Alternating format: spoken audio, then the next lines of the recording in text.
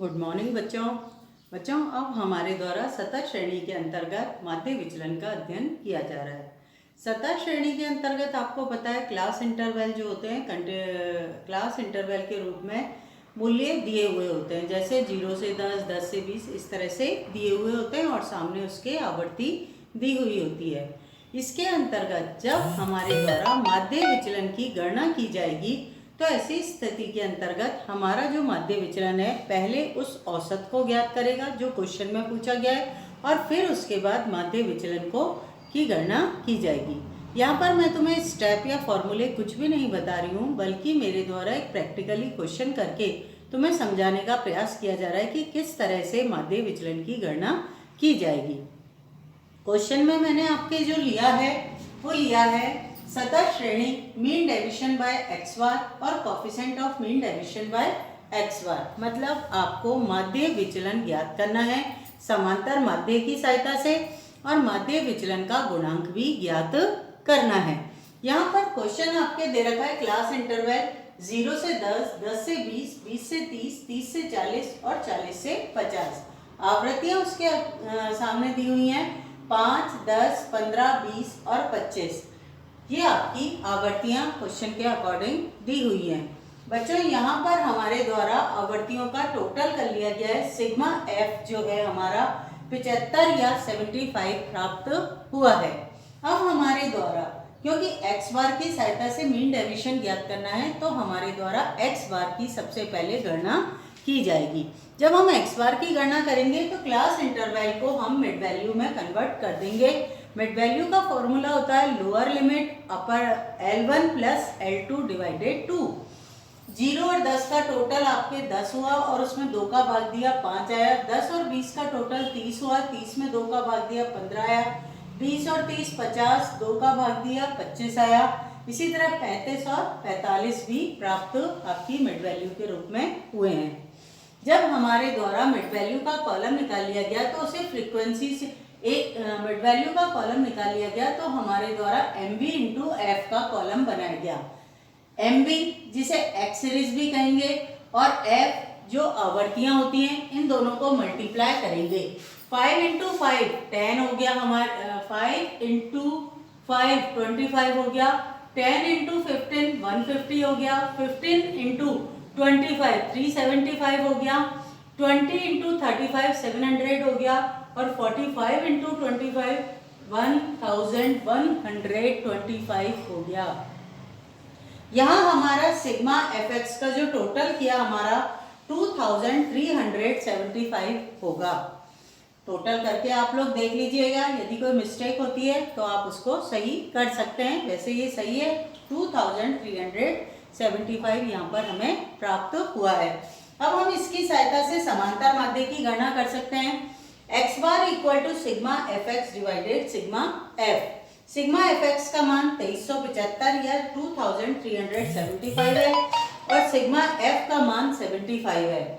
दोनों को आपस में डिवाइड किया तो 31.66 आएगा। ये हमारा समांतर माध्य है। क्या है समांतर माध्य? 31.66। ये जो समांतर माध्य हमें प्राप्त हुआ है बच्चों, इस समांतर माध्य की सहायता से ही अब हमारे द्वारा अपने मूल्यों का विचलन किया जाएगा। मतलब डिवीजन ऑफ एक्स सीरीज किया जाएगा। किसकी सहायता से? एक्स बार की सहायता से। और इसको मॉड्यूलस की रेखाओं के अंतर्गत रख लिया हमने, तो इसका मतलब है हम साइन को इग्नोर करेंगे।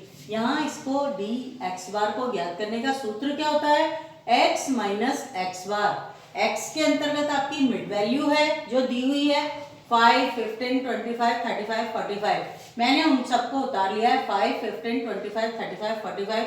माइनस की जगह माइनस का साइन लगा दिया है मैंने सब में और फिर एक्स बार का मान 31.66 लिख दिया है। 31.66 हर बार लिख दिया है। जब हमारे द्वारा इसको डिफरेंस को लिखा गया तो पहले वाले के अंदर ऋणात्मक या माइनस के अंदर आएगा, क्योंकि 5 में से 31.36 को घटाओगे या 5 में से 31.66 को घटाओगे तो वो माइनस में डिजिट आएगी -26.66। लेकिन हमें तो साइन इग्नोर करने, तो हमने पहले मॉड्यूलस की रेखा के माध्यम से ये सब को धनात्मक मान लिया, साइन इग्नोर कर दिए गए हैं। 26.66 इन दोनों का डिफरेंस किया 16.66, इन दोनों का डिफरेंस किया यहाँ पर 6.66, 35 में से 31.66 घटाए तो 3.34 और फिर 45 में से 31.66 घटाए तो 13.34 प्राप्त हुआ।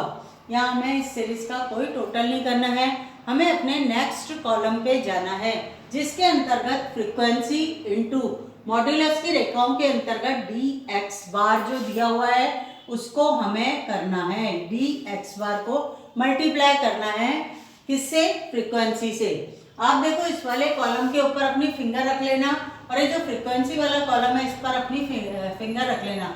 26.66 को 5 से मल्टीप्लाई करोगे तो 133.30 प्राप्त होगा। 10 को 16.66 से मल्टीप्लाई करोगे तो आपका 166.60 प्राप्त होगा। 15 को 6.66 से मल्टीप्लाई करोगे तो 99.90 प्राप्त होगा और 20 को 3.34 से मल्टीप्लाई करोगे तो 66.80 प्राप्त होगा और 25 को 13.34 से मल्टीप्लाई करोगे तो आपका 333.50 प्राप्त होगा।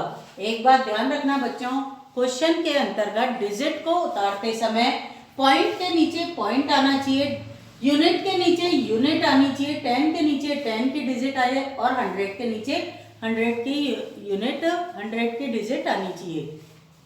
यदि आप इस तरह से क्वेश्चन करते हैं तो आपको कैलकुलेटर की आवश्यकता नहीं पड़ेगी, आप अपनी कैलकुलेशन खुद भी प्रॉपर तरीके से और राइट कर पाएंगे। इसलिए आप लोग अपनी यूनिट के नीचे यूनिट लिखें, 10 के नीचे 10 की डिजिट, 100 के नीचे 100 की डिजिट को लिखने की आदत डालें, टेढ़ा नहीं करें अपने वर्ड्स को या शब्दों को।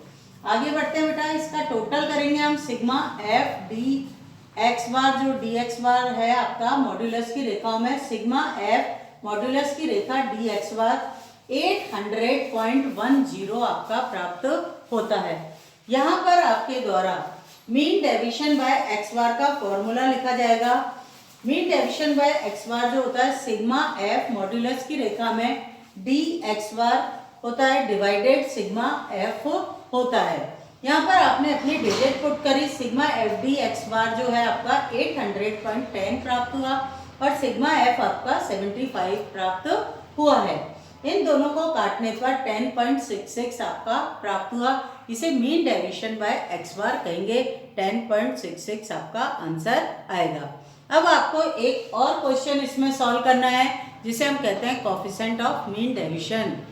कोएफिशिएंट ऑफ मीन डेविएशन जो माध्य विचलन गुणांक ज्ञात आप करेंगे वो उसका जो फॉर्मूला होगा बच्चों, यहाँ पर मैं लिख देती हूँ coefficient of delta X bar.